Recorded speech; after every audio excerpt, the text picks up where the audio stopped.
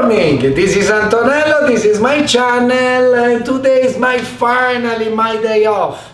I couldn't wait, so I get my day off on Wednesday. So for this reason, today I was in a phone with Tiberio in Rome. You know, my friend that works in the special effect in movies, that he said, look Antonello, I have this amazing recipe about risotto with langostine, with scampi. Let me try, you know. So we are gonna go in Rome to Tiberio's house, and in the meantime I'm gonna go downstairs for the next video to make a movie about my special pizza dough with Caputo flour pizzeria, the blue one. So now let's go to Rome, because you know, Tiberio can't wait to perform his new recipe. You know, he's not a professional chef, so you will feel like really nice with him. And you're gonna try this amazing recipe. I loved it. It's very good. Sorry, I'm still sleepy because I think I'm too tired. But you know, guys, I know you're gonna forget me. And I'm going down to make the pizza for the next video. So let's go to Rome and let's go to Tiberio's house for the risotto with scampi. Leave a comment, leave a like, and subscribe.